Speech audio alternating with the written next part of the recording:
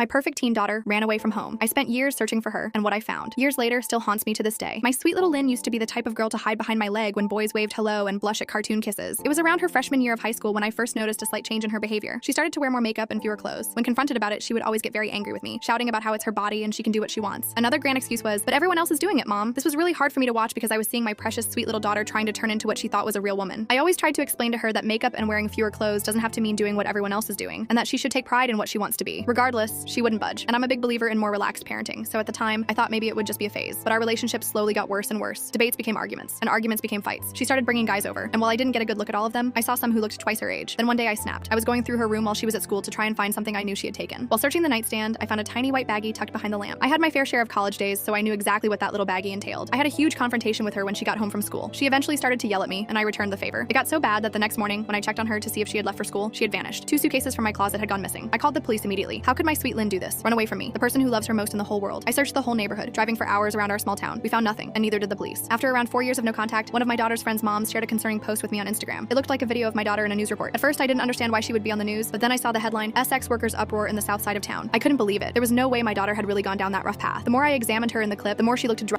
of her mind. Tears started instantly flowing from my eyes. Here I was, sitting in my bedroom, watching my daughter's life spiral out of control, and there was nothing I could do about it. The video was from Los Angeles, California, and I lived in a small town in Texas. After a few days of living with this news, I decided that it was only right to go and look for my daughter. I booked the next available flight to Los Angeles and made my way there in less than a couple of days. The next few weeks consisted of me getting in my rental car and searching all over the south side of town, just like the news report had said. I would pick a street, drive all the way down until it seemed to end, go over a block, and repeat. I knew the chances of me seeing her were slim, but I had no other choice at that point. I knew the police were really no help, so I didn't bother contacting them. One day, a miracle happened. I was driving down a desolate, rundown neighborhood when I saw what looked like my daughter's distinct features. I got closer, rolled down my window, and shouted her name. "Lynn!" She turned around instantly, and there she was, my beautiful baby girl. I got out of my car and ran to her. To my surprise, she started running toward me. "Mom! Mom!" she cried. We hugged each other like we never had before, tears rolling down each of our faces. It was truly a moment I'll never forget. She got into my car, and after about 10 minutes of hugging and crying, I took her to get food and sit down to talk. She still looked drugged out, and I could tell she was hurting. We were eating. I thought we would have a good conversation, catching up on things. Instead, she sat there with a dull look on her face the whole time, not really showing any emotion. I didn't know if this was the substances talking, but it really spooked me. I got her to talk a little near the end of dinner, but after we finished, I got into my car expecting her to follow. She didn't. She just stood there, staring at me. I asked her what she was doing. Didn't she want to come back with me and have a fresh start? She came closer and told me something that will haunt me for ages. I can't come, or they will find me and hurt me. That's where I drew the red line. I knew I had to get the police involved. I insisted on her coming with me, but she said they were watching and had already warned her without me noticing while we were eating. I told her to stay where she was and not to move as I called the police. While the phone was ringing, I noticed that she seemed to be looking off in the distance. She looked at something, then quickly turned back to me. She hugged me one last time and said, "I'm sorry, but I love you, Mom." Then she ran. She ran faster than I ever could. After that moment, I felt like I was drowning in my own sorrow. I now knew my daughter was in trouble, and I couldn't even protect her when she was right there in my possession. I felt like a failure as a mother, a failure as a protector, and a failure as a human. Seeing my own daughter's life spiral out of control has made me fall into my own pit of despair. I couldn't go back to Texas, not without Lynn. The thought of returning to our home, explaining to my family that I'd found Lynn only to lose her again, was unbearable. After Lynn ran, I sat frozen in my car, replaying everything and wondering where I'd failed. Calling the police led nowhere, and I couldn't face going home to her empty room. So I bounced between motels, drifting through unfamiliar streets and handing out flyers to anyone who'd listen. Nights were filled with regret. Maybe if I'd said "I love you" more and "I'm disappointed" less. Most days I just tried to keep moving, hoping every shelter worker's promise to call meant something. But the city made it easy to lose faith. Still, every morning I forced myself up and out because no matter how much hope faded, I wasn't ready to give up on my daughter. I started on Figueroa, posting flyers at bus stops and laundromats, working my way south. People moved around me in waves, some on their way to work, some already starting to drink. I'd catch eyes now and then, but mostly people didn't look. The ones who did seemed to know. Another missing girl, another desperate mother. I wondered how many faces they'd seen on these poles before. At a corner where a group of kids huddled around a broken shopping cart, I handed out a few flyers. One girl, barely 16 by my guess, with chipped nail polish and a glittering stud in her nose, looked at Lynn's photo for a long time. "She don't run with us," she said finally, shrugging, but I noticed the way her mouth twisted when she said it. She slipped the flyer into her jacket pocket anyway. Each day I added new stops. A soup kitchen on 7th, a drop-in center with battered couches and a sign-in sheet, a grimy park where men played cards for change. I learned to expect nothing and to see everything. Some people muttered prayers for me. Others avoided my eyes, afraid my grief was catching. At one shelter, a tired-looking social worker with a clipboard called me ma'am and let me use their phone. She scrolled through a database of missing teens, clicking through names with cold efficiency. "We see a lot of runaways," she said, her voice flat but not unkind. "Sometimes they come back, sometimes they don't." I wrote down addresses, phone numbers, dates, trying to piece together a trail. Every so often, a glimmer of hope. Someone thought they'd seen a girl like Lynn at a bus stop or working behind the counter at a donut shop. I'd drive there, heart pounding, scanning every face. Each time, it wasn't her. When the city grew too loud, I'd find myself staring at the sidewalk, reading the faded chalk lines and wishing for something to lead me forward. Sometimes I'd sit in the car and just breathe, letting the world move around me. I couldn't afford to break down. Not now. I started recognizing faces. The security guard who watched me tape flyers on the 7-Eleven window, the old woman with the shopping cart who camped by the freeway ramp. There was a strange comfort in their routine, a reminder that life moved on, even for those stuck in place. But I was moving too. Every block, every flyer, every "have you seen her?" kept the hope alive, no matter how faint it got. I told myself, as long as I kept searching, Lynn was still out there, still possible, still mine. I put off calling home as long as I could. It was easier to pretend Texas didn't exist. No house, no sun, no bills piling up in the mailbox. As long as I kept moving, I could tell myself I was still being a mother, still fighting for Lynn. But eventually the guilt built up so thick I couldn't breathe through it. I bought a calling card at the gas station. My cell phone was nearly dead again, and the last time I'd used it for a long-distance call, it cut out halfway through Joshua's sentence. This time, I wanted no excuses. The phone rang 3 times before my son answered. His voice was lower than I remembered, older, hardened, carrying something sharp I'd never heard in it before. "Deborah," he said, not Mom. The word dropped like a stone in my chest. "Hi, honey. I just wanted to check in," I said, forcing a lightness I didn't feel. He was quiet. "Are you still in California?" I nodded, then realized he couldn't see me. "Yes, I'm still looking." Another long pause. "It's been almost 2 months, you know that? Grandma's worried. Dad called. He said if you don't check in with work, you're going to lose your job." I tried to keep my voice steady. "Joshua, I have to find her. I can't just leave. You left us." His voice cracked, just a little. "You left me." That stung worse than any insult. I tried to swallow it down. "I know, sweetheart. I'm sorry. I need to keep trying. She's out there. I know she is. I saw her room today," he said, softening for just a moment. "It still smells like her. Sometimes I go in there and I just wish you'd come home, Mom, even if you can't bring her with you." His words pressed on every sore spot in me. Guilt, shame, and longing tangled in my chest. "I can't yet," I whispered, "but I promise I'm not giving up. Not on you, not on her." Joshua exhaled, all the weight of a teenage boy holding up the world. "Just call us, okay? Grandma says she prays for you both every night. Even Dad does." We said goodbye, neither of us willing to say I love you first. When I hung up, I stared at the motel ceiling for a long time, trying not to let the tears come. I felt like a ghost, haunting 2 worlds but belonging to neither. But I couldn't stop. If I did, Lynn's face would vanish from these streets, and I wasn't ready to let her become just another lost girl. It was at a makeshift soup kitchen, a folding table set up in an abandoned church lot, where I met Linda. She looked out of place, just like I did. Jeans a little too clean, hair pulled back tight, clutching a stack of flyers with shaking hands. The volunteers took one look at us, and maybe out of pity, poured our coffee extra hot. We stood off to the side, 2 islands in a sea of hard luck. She nodded at my stack of flyers. "Yours missing too?" I held up Lynn's picture. 4 years now. I saw her a few days ago, but she ran. Linda gave me a sad smile and showed me her own flyer. "My son, Toby. He left home last year. Haven't seen him since Easter." It felt strange, talking to someone who understood the language of missing. With Linda, I didn't have to explain why my hands shook, or why I watched every teenage face that passed. She told me about calling hospitals, pestering police, sleeping in her car outside shelters. "I've started to memorize the intake schedules," she admitted, rubbing her eyes. "They're always full. They never know anything." We walked the streets together that afternoon, handing out flyers and trading stories. Linda about her quiet house in Bakersfield, her angry ex-husband, the birthdays that passed with empty chairs at the table. I told her about Joshua, about the guilt that ate at me when I called home, about the way my own mother had stopped asking when I'd be back. It was easier to walk with someone else. We looked out for each other, taking turns talking to people who might have news. At one point, Linda reached for my hand as a fight broke out in the street, both of us ducking into a doorway until it calmed down. We laughed, breathless, shaken, and for a second, it almost felt normal. 2 mothers on a strange kind of errand. That night, we ate cheap tacos in her car and talked about the lives we used to have. Linda told me she'd started writing letters to Toby. Just in case, I write them, seal them up, and keep them in my glove box. I admitted I'd started doing the same for Lynn. We traded addresses, promised to call if either of us got news. "Maybe our kids ran off together," Linda joked, forcing a smile that nearly broke my heart. Before we parted, Linda pressed her hand over mine. "Don't give up, Deborah, even if you feel like you already have." I promised her I wouldn't, and for the first time in weeks, I almost believed myself. Nights in LA left too much room for memory. Sometimes I'd lie awake on the brittle motel sheets, the sound of sirens and distant arguments leaking through the window, and my mind would travel backward, faster than I could stop it. I remembered the first time I told Lynn about the divorce. She was 11, sitting on the swing in our Tucson backyard, the Arizona sun a blinding white over her hair. I'd practiced what to say, but it came out all wrong. "Your dad and we can't live together anymore, but we both love you. That never changes." She stared straight ahead, her hands tightening on the chains. "I know what it means," she said quietly. "It means Dad doesn't love you anymore." I wanted to argue, to untangle the truth, but what good would that do? The damage was already done, and kids see through lies sharper than any adult. The move to Oregon was supposed to be a new start. 4 girls and a tired mother, stuffed in a station wagon, driving north with everything we owned. I tried to make it an adventure, picked out songs for the road, planned picnics along the way, but grief hung over every mile. The girls fought more than they laughed. Lynn grew quiet and sharp around the edges, always watching me like she was waiting for me to disappear too. By the time she hit high school, I was already losing her. She changed her hair, changed her friends, stayed out late with excuses I didn't dare challenge. I told myself it was normal, that she was finding herself, but every slammed door felt like another crack in our family. Sometimes, after the younger girls went to sleep, I'd stand in the hallway and listen for Lynn's breathing, proof that she was still there, still safe. I made mistakes. I know that now. I let my anger show too often. I tried to reason with her like she was still a child, even when she'd outgrown that a long time ago. Some nights I think about every harsh word, every time I chose work or exhaustion over listening. Regret is a language I speak fluently now. Here, in the city where she vanished, the past doesn't let go. I replay the old arguments, the times I looked right at my daughter and didn't see what she needed. Maybe if I'd loved her differently, if I'd paid more attention, she'd be safe in a warm bed instead of lost in the dark. I can't change any of it. All I can do is keep searching, hoping it's not too late to find her and to find forgiveness for both of us. I used to believe in the system, maybe not completely, but enough to think that if something terrible happened, someone in a uniform would help. In Los Angeles, that belief shriveled fast. The first time I went to the police station, I wore my cleanest shirt and tried to keep my voice steady. I waited an hour just to be seen, sitting on a plastic chair under harsh fluorescent lights. The room smelled of sweat, cheap coffee, and tired hope. When my turn came, the officer barely looked at me. "Runaway?" he asked, scribbling without looking up. "My daughter. She's been gone for years, but I saw her. I know she's here. She's in trouble." He raised an eyebrow, flipping through a battered folder. "How old is she now?" 18, just turned. The look he gave me was worse than a slap. "That makes her an adult. She can make her own decisions, ma'am." I tried to argue, voice rising. "She's not safe. She's being exploited. I know it. Please, He cut me off. "Unless she's a danger to herself or someone else, there's not much we can do." He handed me a pamphlet about missing persons, and that was that. The shelters were no better. There were forms to fill out, waiting lists for runaways, rules about curfews, and proof of residence. One social worker, a woman with kind eyes and tired hands, did her best to soften the blow. "We're full every night," she said, "but if she checks in, we'll call you." She promised, but I could tell she didn't expect it to happen. Sometimes I'd show up with Lynn's photo and get nothing but blank stares, like I was asking for a miracle no one had to spare. Other times, a flash of recognition, someone might have seen her, or maybe it was just another girl with the same look in her eyes. eyes. False hope became a kind of torture. Once I sat through a support group for parents of missing kids. We were supposed to take turns sharing, but all I could do was listen. Stories so much like mine, voices breaking, some clinging to hope, others already hollowed out by loss. I watched the clock, thinking of all the hours I'd wasted waiting for someone else to find my child. Some nights I called the hotline numbers just to hear a stranger's voice, to feel less alone. Most of the time, I hung up before anyone answered. I started to wonder if the world was built to break mothers like me, if every door was meant to slam shut until I stopped asking for help. But I didn't stop. Every rejection made me angrier, more stubborn. If the system wouldn't save Lynn, I'd have to do it myself. I didn't know how, but I knew I couldn't count on anyone else. So I hit the streets harder, holding tighter to hope, letting the city's indifference turn to fuel. Maybe it wasn't much, but it was all I had left. It was a Tuesday afternoon when I got the call. I was in the back booth of a donut shop, staring at the last cold sips of coffee, when my phone buzzed. An unfamiliar number. For a split second, I thought it might be Lynn. Instead, it was Eddie, the outreach worker. Deborah, I think we got something. One of our girls saw someone matching your daughter's description near the bus depot on 6th. Blue jacket, long hair, said she looked sick, was with a group. If you hurry, you might catch her. Hope struck me like lightning. I left a crumpled dollar on the counter and ran, my heart thudding so hard it hurt. My hands shook so badly I fumbled my keys twice. The city blurred past in streaks of gray and sun. All the way to the depot I prayed, please let it be her. Let me be fast enough. The bus depot was chaos. Lines of people, security guards, pigeons picking at dropped food. I pushed through the crowd, holding Lynn's photo in the air, asking everyone I passed, did you see a girl in a blue jacket? Long brown hair? Please, she's sick. She needs help. A young man nodded toward a row of benches. She was here, like 5 minutes ago. Left with some others, went down that alley. I ran. My legs burned, lungs raw as I followed the alleyway behind the depot. The stink of urine and trash nearly choked me, but I kept going, eyes darting to every figure hunched in the shadows. Then I saw her. At least I thought it was her. A girl in a blue jacket, head down, surrounded by 3 others. Her walk was off, her steps dragging. Lynn, I shouted, my voice cracking, desperate and wild. She looked up. For a heartbeat, I was sure it was her. Those same haunted eyes, that familiar slouch. But as I drew closer, the girl shrank away, fear flashing across her face. It wasn't Lynn, just another runaway, another lost child wearing my daughter's pain. One of the others glared at me, stepping between us. Get out of here, lady. Don't you know these streets eat people like you? I stumbled back, humiliation and heartbreak twisting inside me. For a moment, I just stood there, dizzy and lost, the city whirling on without me. The hope I'd felt was already dissolving into self-loathing. I'd let myself believe just for a second that it was possible. My daughter, found at last. Instead, I was left with empty hands and the echo of her name on my tongue. I walked back to my car slowly, each step heavier than the last. The sun was setting by the time I collapsed behind the wheel, tears streaking my cheeks. I pressed Lynn's photo to my heart and whispered, I'm still here. I'll keep looking. I promise. But in that moment, even my promises felt thin, like breath on glass, already fading in the dark. The streets changed after sunset. Even the shadows felt different, longer, hungrier, hiding secrets I didn't want to learn. Still, I couldn't sleep. Each night, I convinced myself that the next hour, the next corner, would be the one that brought Lynn back to me. I grew reckless. Sometimes I'd park and walk alleys alone, clutching my phone and a can of pepper spray I bought at a gas station. I told myself I was being brave, but deep down, I knew it was something closer to desperation. One night, as I was taping a flyer to a lamppost behind a row of boarded-up shops, I heard footsteps behind me, quick, sharp, too close. I spun around and came face to face with a young man, no older than 20, eyes darting, breath ragged. What are you doing out here? He demanded, voice rough and low. I tried to keep my fear out of my voice. I'm just looking for someone. My daughter. She's missing. He glanced at the flyer. You got any money? I shook my head, but he stepped closer anyway. Lady, you shouldn't be out here. He reached for my purse, quick as a snake. I tried to back away, but he grabbed my arm, yanking hard enough to make me stumble. Before I could shout, a second figure appeared. A woman, thin as a wisp, face hidden by a dirty scarf. She shouted something in a language I didn't know, and the young man let go, spitting on the ground. You're lucky, he muttered, stalking off into the dark. I stood there shaking, too stunned to cry. The woman approached, eyes narrowed. Stupid to walk alone, she said, voice soft but fierce. This place, it'll eat you. Go home. I can't, I whispered, not without her. She looked at me a long time, then nodded, as if she understood. She pressed something into my hand, a tiny flashlight, cheap but sturdy. Next time, keep your eyes open. Watch the shadows. I thanked her, the words sticking in my throat. When she disappeared into the night, I realized I was clutching Lynn's photo so hard it had wrinkled. My knees buckled and I sat on the curb, breath ragged, shaking in the cold. I wanted to give up. I wanted to call Joshua, beg him to come get me, but pride wouldn't let me. I wiped my face, steadied my breath, and forced myself to stand. I was still alive. I could still search. But for the first time, I understood just how fragile I'd become, how close I was to losing myself as well as Lynn. That night, back at the motel, I locked the door and slept in my clothes, flashlight clutched in my hand. The city kept on humming outside, but I dreamt of home, of Lynn as a little girl, safe in her bed, her small hand curled around mine. When I woke, I knew the city hadn't beaten me yet, but it was getting close. It was nearly dawn when the motel phone rang, a shrill, unnatural sound that yanked me out of uneasy sleep. For a moment, I thought I was dreaming, but the phone kept ringing. I lunged for it, heart in my throat. Hello? A woman's voice crackled through, official, but hurried. This is County General. We have a Jane Doe who matches the description on a flyer brought in last night. We need you to come down and confirm. My hands shook so badly I nearly dropped the phone. Is she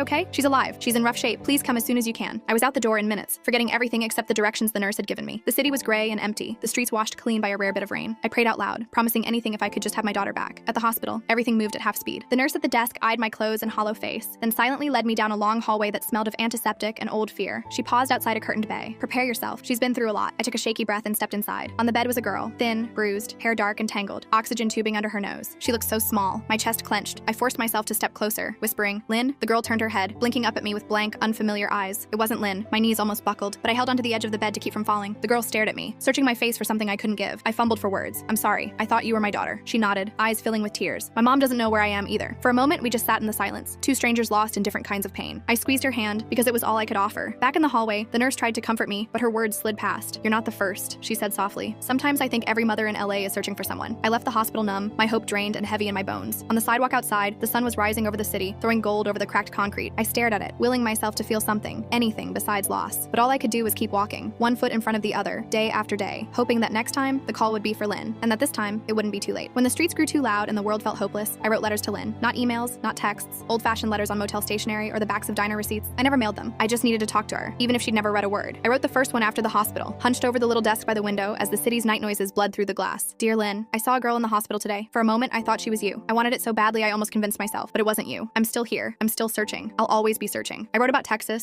about the way Joshua's voice has changed, how your grandma asks about you every Sunday after church, how your old room smells like dust and lost time. I wrote about all the little things I remembered, how you hated ketchup on your fries, how you snuck your baby sister cookies after bedtime, how you used to sing yourself to sleep when you thought no one was listening. I'm sorry for every time I yelled, for every time I let my fear turn to anger. I wish I'd listened more. I wish I'd told you you were enough, even when you were lost. I don't care what you've done or where you've been. I just want you home. Sometimes my letters were angry. Why did you run, Lynn? Why did you leave me to chase after shadows? Didn't you know I'd follow you anywhere? Didn't you care that I'd lose everything for a chance to hold you again? But mostly, they were love letters. A mother's promise written out in ink, the kind that stains your hands and never quite washes off. I still keep your photo in my wallet. Sometimes I talk to it. Maybe that means I'm losing my mind. Or maybe it means I'm still your mom, even out here, even now. On the loneliest nights, I'd tuck the letters beneath my pillow, as if words could stand in for the daughter I couldn't find. I told myself that someday, if I was lucky, I'd put these in her hands, and she'd understand. She'd forgive me, and maybe I'd forgive myself too. But until then, the letters piled up, silent witnesses to my hope, my grief, my love. And I kept writing, because as long as I was writing, Lynn was still out there. As long as I wrote, there was still a chance. Sometimes late at night, I'd scroll through old photos on my phone, birthdays in Texas, Joshua grinning in his Little League cap, Lynn blowing out candles, the whole family squeezed together on the couch. It felt like another lifetime, another version of myself. Every few weeks, I forced myself to call home. I knew they worried, even if they never said it straight out. Joshua answered on the third ring this time, his voice flat, half asleep. Mom? Hi, honey. Did I wake you? It's fine. He didn't ask where I was. He already knew. How's school? I asked. As if homework or grades mattered right now, he hesitated. It's okay, I guess. Grandma's still making meatloaf on Sundays. She leaves a plate for you, you know, like you're gonna walk through the door. I closed my eyes, picturing the old kitchen, the chipped tile, the sound of forks scraping plates. Tell her I miss her. I miss you both, he sighed. You could just come home. I bit my lip. Not yet, sweetheart. I have to find her. I know. His voice was tired, brittle around the edges. But I need you too, Mom. It's like I lost both of you. I wanted to explain, to make him understand the terror that kept me in LA, the promise I couldn't break, but the words stuck. Guilt pressed down, a physical ache in my chest. I'm sorry, Joshua. I really am. I'll call again soon, okay? We hung up, nothing resolved, and I sat for a long time with the phone warm in my hand, staring at the motel ceiling. I remembered the last time we were all together, Lynn and Joshua fighting over the TV remote, my mother laughing as if we'd always be whole. I wondered what they told people at church, what story they spun for neighbors who asked why I'd vanished, why I chased after a daughter who didn't want to be found. Did they blame me? Did they wish I'd given up? I was haunted by the feeling that every mile I stayed away, I lost a piece of home. But if I left, I'd lose Lynn for good, and maybe lose myself too. In the silence, I pulled out the stack of letters I kept for Lynn, pressing them flat with my palm. For a moment, I wished I could write one to Joshua, explain what it meant to love two children at once and feel like you were failing them both. Instead, I just sat there, missing a life that no longer existed, praying that one day, somehow, I could bring us all back home. The day I ran into Linda again, the city was blanketed by an early morning fog that made everything feel distant and muffled. We found each other in the line at the soup kitchen, our shoulders hunched against the damp. I could see the strain in her face even before she spoke. She looked thinner, her eyes red-rimmed. They found Toby, she whispered, voice hollow. I felt my stomach drop. Where? She shook her head. A drainage canal, out past Alhambra. They think he was there for weeks. They said he must have been alone. There was nothing to say. I reached for her hand, and for a moment, we just stood there, two mothers clutching each other like lifelines. The noise and shuffle of the line faded until all I could hear was Linda's ragged breathing. I thought I'd feel something, relief maybe, to finally know, but it's just empty. Like my whole body turned to glass, and I'm scared to move in case I break. I squeezed her hand tighter. I'm so sorry, Linda. I'm so sorry. She gave a small, bitter laugh. At least now I can stop searching. At least now I can sleep, even if I don't want to dream. The next hour passed in silence. We sat on the curb, eating watery soup and sharing the kind of silence only grief can hold. Linda talked about Toby as a boy, how he loved old monster movies, how he hated peas, how he used to fall asleep on her shoulder in the car. All those small, precious things that meant nothing to the world, but everything to a mother. Later, as we parted, Linda gripped my arms, her eyes fierce despite the tears. Don't stop looking, Deborah. Even if it kills you, I'd do it all over again for one more minute with him. I watched her walk away, shoulders hunched, swallowed by the city, her pain pressed against me, sharp as broken glass. For the rest of the day, I couldn't escape it. The knowledge that this search didn't always end in reunions. Sometimes it ended in silence, in loss, in empty rooms and beds that would never be slept in again. That night, I wrote another letter to Lynn, the words spilling out faster than I could control. Dear Lynn, today I learned what it means to lose hope completely. I wish I could put you in a bubble, safe from this world, from every danger, every mistake, but I can't. All I can do is keep searching, keep loving you, even if you never come back. I pressed the letter under my pillow and lay awake long into the night, haunted by Linda's story, praying mine would end differently. It happened on a Thursday, almost 6 months to the day since I'd first seen Lynn on the street. The city was choking on spring heat, and I was down to my last flyer, the edges ragged from too many hands. Eddie, the outreach worker, called just after noon. Deborah, I think you need to come to St. Cecilia's shelter. There's a girl here asking for you. My heart beat so hard I nearly dropped the phone. Is it her? He hesitated. You should come. I drove like a woman possessed, not caring about red lights or honking horns. My hands gripped the wheel so tight they cramped. Outside the shelter, sunlight glared off cracked windows, and my legs threatened to buckle as I pushed open the door. The lobby was noisy, filled with the shuffle of tired bodies and the smell of stale coffee. At the far end, huddled on a plastic chair, sat a girl with hair hanging limp over her face, a blue jacket 2 sizes too big wrapped tight around her shoulders. Lynn? My voice barely rose above a whisper, afraid to shatter the moment. She looked up, and for an instant, time collapsed. Her eyes were sunken, her face gaunt and bruised, but it was her, my Lynn, my baby, impossibly alive. She stood, shaky on her feet. For a second, we both hesitated, afraid the dream might break. Then she stumbled into my arms, and I caught her, holding on like like I could anchor her to the earth. We both started crying, all words lost. I felt the sharpness of her shoulder blades, the way she flinched at my touch. Her hands were ice cold, her breath shallow against my neck. For a long time, we didn't say anything. I just rocked her, whispering her name over and over. Lynn, Lynn, my Lynn. Finally, she pulled away, wiping her nose on her sleeve. Her voice was raw and small. I don't know where else to go, Mom. My throat closed with gratitude and grief. You did the right thing. You're safe now. Eddie appeared in the doorway, giving us a nod. You've both got a room for the night. We'll get her checked out by the nurse. I thanked him, tears still streaking my cheeks. When we were alone, I took Lynn's hands in mine, memorizing every line and scar. We're going to get through this. We'll find a way. Lynn only nodded, her gaze drifting to the window, already distant. I wanted to wrap her in my arms, take her home, erase everything that had happened. But as I studied her, I realized the road back would be long and winding, if it existed at all. That night, I slept in a cot beside her bed, holding her hand as she shivered in her sleep. I listened to the rise and fall of her breath, terrified it might stop, determined not to let go. For the first time in a long time, hope and fear sat side by side in my heart. I had my daughter back, if only for a moment, and I would do anything to keep her safe. The nurse checked Lynn's vitals and left us alone in the tiny, fluorescent lit room. Outside, the city's noise was a distant hum, but in that moment, the world shrank down to just the two of us. I poured water into a paper cup and handed it to her. Lynn's hands trembled so badly she spilled a little, but she managed to sip. I studied her, really studied her, for the first time in years. Her cheeks were hollow, lips cracked, new scars tracing her wrists and the inside of her arms. There was a hardness in her eyes I'd never seen before. She looked both older and impossibly young. For a long time, neither of us spoke. Finally, she cleared her throat. I'm sorry, Mom. My breath caught. You don't have to say that. You don't have to. I do. Her voice was rough. I'm sorry for running, for everything, but I didn't know what else to do. I thought if I left, maybe things would get better. Or maybe I just wanted to disappear. I tried to reach for her hand, but she flinched, so I kept my hand on the blanket, close, but not touching. I made mistakes too, Lynn. I should have listened. I should have tried harder to understand. Her eyes filled with tears. It was never about you, Mom. Not really. I was just lost. After the divorce, I felt like I didn't matter anymore, like nobody could see me. The people out there, they saw me. At least they pretended to. She looked away, her jaw tightening. But it's not what you think. It's not a family. It's a prison. I tried to leave, but there's always someone watching. Always someone waiting to pull you back in. Drugs make it easier, but only for a little while. My heart broke for her. Let me help, please. We can go home or anywhere you want. You don't have to be alone. She shook her head, wiping her face. I can't, Mom. If I leave now, they'll find me. They'll hurt you. I don't want you mixed up in this. I felt a helpless rage, a desire to tear the whole world apart to keep her safe. You're my daughter. I'd do anything for you. Anything. Lynn let out a shuddering breath. You don't understand. There's no way out. Not really. You can't save me. Nobody can. I wanted to argue, to promise her the impossible, but I saw the defeat in her eyes, the deep, bone-tired hopelessness. Instead, I leaned closer, voice trembling. I love you. I always have. That's never going to change, no matter what. A ghost of a smile flickered across her face. I know, Mom. I love you too. I never stopped. We sat together in silence, broken but still tethered by love. Outside, a siren wailed, distant and cold. That night, after she fell asleep, I wrote another letter. Dear Lynn, tonight I saw you for who you are. Scared, strong, wounded, and still my little girl. I wish I could take your pain and carry it for you. I wish I could build a world where nothing could ever hurt you again. I don't know how to fix this, but I'll never stop trying. I put the letter with the others and lay beside her in the dark, listening to her breathing, trying to hold the moment as tightly as I could. By morning, Lynn looked worse, eyes rimmed with red, hands shaking so badly she struggled to eat the toast the nurse brought. I sat beside her, watching her try to swallow. Every bite looked like a battle she was losing. The shelter gave us 2 nights, then Lynn would have to move on. I tried to talk her into staying longer, checking into a rehab or going to the hospital. You need help, I pleaded. We can go anywhere you want, just let me take you somewhere safe. Lynn shook her head. It won't work, Mom. They know where I am. If I leave with you, they'll come after us. They'll hurt you to get to me. I thought about calling the police, but after all those fruitless nights begging for help, I knew what would happen. They'd take her statement, tell her she could leave if she wanted, then drop her right back on the street. The system had never been built for girls like her. Still, I tried. I called every number the nurse gave me. Detox centers, women's shelters, halfway houses. Every place had a wait list, or didn't take girls with active warrants, or said she had to show up clean. One woman offered a spot in a rehab 2 hours north, but we had to get there on our own, and Lynn needed to stay sober for the intake. I looked at Lynn, sweating, pale, eyes darting, and knew it was impossible. Maybe you could just come home to Texas, I whispered, voice thick. We could start over, just for a little while. She smiled, soft and sad. I wish I could, Mom. I really do, but I'm tired. I just want to sleep. That night, I barricaded our shelter room door with a chair. I dozed in the cot, one hand on her blanket, listening for footsteps in the hallway, afraid every sound was someone coming to take her away again. Early in the morning, I found her in the bathroom, hunched over the sink, shivering. I don't feel good, she whispered. Everything hurts. I wrapped her in a blanket, my arms barely able to steady her. We rode to the clinic in a donated van. The nurse checked her vitals, took her temperature, murmured words I didn't understand. After a while, they let us stay, but only for the day. They had no beds left. Lynn rested her head on my lap as we waited in the clinic's crowded lobby, surrounded by people coughing and crying and begging for medicine. I stroked her hair, humming the lullaby I used to sing when she was small. Her eyes closed, her breathing uneven. Let this save her, I prayed. Let this be enough. But in the end, there was nowhere left to go. The system's doors closed in our faces, and the city's shadows grew longer. When night fell, we were back on the street, nowhere safe left to run. I held her close, my heart cracking with every step, and tried not to wonder if this was what the end looked like. The last night came without warning, like a door shutting softly in the dark. We found a bench near the edge of MacArthur Park, far from the glow of streetlights and the endless roar of traffic. Lynn was exhausted, her head resting on my shoulder, hands trembling in her lap. I pulled the blanket tighter around her, willing my warmth to seep into her bones. We talked quietly, afraid to disturb the fragile peace that had settled between us. She told me stories of girls she'd met, some still alive, some lost to the streets, all of them searching for something they couldn't name. She asked about home, about Joshua and her sisters, about the little things, if the orange cat still slept on the porch, if her room still smelled like vanilla lotion. I told her everything I could, painting pictures of Texas sunsets and Sunday dinners, trying to bring the world she'd lost a little closer. I told her how much we missed her, how Joshua still left her favorite cereal on the shelf in case she came back. After a long silence, Lynn looked up at me. Her eyes were glassy, tired. I'm sorry I hurt you, Mom. I'm sorry I couldn't be better. I hugged her, holding her as tightly as I dared. You don't have to be better. You just have to be here. She smiled, a flicker of the old Lynn. I'm tired, Mom. I don't know if I can keep doing this. My heart broke, but I forced myself to nod. Whatever you need, I'm here. I'll stay as long as you want. We watched the city lights flicker, listening to the distant music and laughter. the world going on as if nothing had changed. She rested her head on my lap, and I stroked her hair, humming the lullaby she loved as a child. I wished I could bottle that moment, keep her safe and close forever. When she fell asleep, I stayed awake, afraid to let go, afraid of what the next morning would bring. Just before dawn, she stirred, eyes bleary. I love you, Mom. Don't forget, okay? I kissed her forehead, tears slipping down my face. I'll never forget. I love you more than anything. As the sun rose, painting the sky in bruised orange and gold, she squeezed my hand one last time, then drifted back to sleep. I watched her chest rise and fall, counting each breath, holding on for as long as I could. I didn't know it then, but that was our goodbye. Days bled into each other after that last night. Lynn disappeared from the shelter as quietly as she'd arrived. I spent 2 days combing the parks, the soup kitchens, the bus stations, everywhere I could think of. Each time I asked, "Have you seen her?" people just shook their heads or looked away. On the third morning, the phone in my motel room rang. The sound cut through the silence like a knife. I answered on the second ring, the world narrowing to the hum of the line and the dread in my chest. "Is this Deborah?" The voice was official, brittle, already sorry. "Yes, this is Officer Marquez with the Los Angeles Police Department. I'm so sorry, ma'am. We found a young woman who matches your daughter's description. She was brought into County General last night. There was an overdose. She didn't make it. I couldn't breathe. I couldn't think. The world spun, and I clutched the phone so tightly I thought it might crack in my hand. No," I whispered, the word too small for the pain. "No, you're wrong. She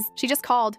The officer's voice softened, but it didn't matter. We'll need you to come down to identify her. I'm so sorry." I hung up without another word. My body moved on its own, stumbling to the bathroom, splashing cold water on my face as if I could wake myself from this nightmare. The mirror reflected a stranger's grief, eyes swollen, skin ashen, mouth twisted in disbelief. I sat on the bed, holding the last letter I wrote to Lynn, the ink still smudged from my tears. I read it over and over, begging the words to mean something more, something that could bring her back. The hours that followed were a blur, signing forms, identifying her small, lifeless body, calling Joshua and my mother, listening to their cries on the other end of the line. There was nothing left to do but survive the moment. The world outside continued. Cars honked, the sun rose and set, people went to work and came home. But my world had ended. Everything I had fought for, hoped for, died with my daughter in that sterile hospital room. In the quiet, I clung to her memory, the sound of her laughter, the warmth of her arms, the echo of her last words. "I love you, Mom. Don't forget, okay?" I couldn't, but I didn't know how to live in a world without her. The flight home was a blur, a hollow shell of a woman clutching a worn backpack, numb to the world as she crossed 3 states back to Texas. Joshua met me at the airport, his face older and harder than I remembered. He didn't say a word. He just hugged me, so tightly it hurt, and for the first time since Lynn died, I let myself cry. The days before the funeral passed in a fog. My mother made the calls, Joshua helped pick out a simple dress, and the neighbors dropped off casseroles we couldn't eat. I wandered the house, touching every surface, every memory. Lynn's room was untouched, her pillow still holding the faint scent of her favorite lotion. I sat on her bed, surrounded by relics of her childhood, trophies, crumpled drawings, a journal half filled with slanted handwriting. On the day of the funeral, the church was filled with faces I barely recognized. People from every corner of our old life came, teachers, neighbors, women from church, old friends who hadn't seen us in years. Some came out of pity, others out of a desire to help, but most came for the same reason I did, to say goodbye to the girl we'd all lost in different ways. The pastor read from the Psalms, his voice a gentle current trying to soothe a sea of grief. Joshua stood beside me, stoic, his jaw clenched. My mother wept openly, a handkerchief pressed to her lips. I felt adrift, separate from my own body. The world narrowed to the plain wooden casket at the front of the church. People spoke. Stories of Lynn as a child, of her smile, her stubbornness, her kindness. Some remembered her in ways I'd forgotten, volunteering at the animal shelter, standing up for her younger sisters, singing in the church choir before everything fell apart. When it was my turn, I walked to the front with shaking hands. The words I'd written were simple. My daughter was not just her choices. She was a light in our lives, a girl who made mistakes, who got lost, who loved fiercely, and was loved just as fiercely in return. I will never stop loving her. She was mine, even when she ran, even when she broke my heart. I would do it all again if I could hold her just one more time. After the service, we gathered at the cemetery. The wind carried the scent of wildflowers, and the sun glinted off the headstones. As they lowered Lynn's casket, I pressed one of my unsent letters into her hands, tucking it beneath the folds of her dress. "Goodbye, sweetheart," I whispered, the words dissolving in the breeze. "I will always love you. Always." As the earth closed over her, I realized I would never have the answers I wanted, never know the moment when hope truly died, never understand all the ways I failed and all the ways I did my best. Grief, I learned, is a shapeshifter. It follows you home, sits beside you at the dinner table, whispers in your dreams. But in the silence that followed, surrounded by the people who loved her, I felt something else, a fragile thread of gratitude for every moment I'd had, every memory, every ounce of love we shared. I couldn't save Lynn, but I could remember her. I could carry her forward in the only way I knew how. A week after the funeral, as I was sorting through Lynn's old things, I found an envelope tucked in the back of her dresser drawer. The handwriting was unmistakable, her slanted, looping script, the way she always dotted her I's with little circles. On the front, in faded blue ink, it said simply, "For Mom." My hands shook as I opened it. Inside were 3 letters, each written on the same lined paper she used for school essays. The first was dated a few months after she'd run away. "Dear Mom, I know you're looking for me. I can feel it, even here. Sometimes I see women on the street with flyers, and I think about running to them, asking if they know you, but I'm scared. I don't know how to come home. I'm sorry for all the ways I hurt you. I hope you're okay. Love, Lynn." The second was shorter, written during what must have been one of her darker days. "Some nights I dream I'm back in my old room. I can hear you humming, smell dinner on the stove. I wish I'd listened more. I wish I'd stayed. I know I've made it impossible for you to forgive me, but I love you. I always have." The last letter was dated only weeks before she died. The paper was tear-stained, the ink smeared. "Mom, if you're reading this, I'm gone. Please don't blame yourself. None of this was your fault. You were the best mom you could be. I was just lost, and I couldn't find my way back. I hope you remember the good parts, the way we used to laugh, the road trips, the way you held me when I was sick. I want you to live, I want you to forgive yourself, and I want you to remember I was always your daughter, and you were always my home." I pressed the letters to my chest, sobbing in the quiet of her empty room. For a long time, I let myself grieve, not just for the daughter I'd lost, but for the love that remained, stubborn and shining, even after everything. Later, I placed the letters in a small wooden box, along with the ones I'd written to her, a conversation between a mother and daughter, spanning years and distance and all the words that were never said out loud. That night, for the first time since Lynn died, I dreamed of her, not as she was at the end, but as the child who used to run through the yard, laughing, her hair tangled by the wind. When I woke, the grief was still there, but so was something else, a small, persistent hope, a reminder that love, even when battered and broken, never never truly dies. Grief doesn't fade, it transforms.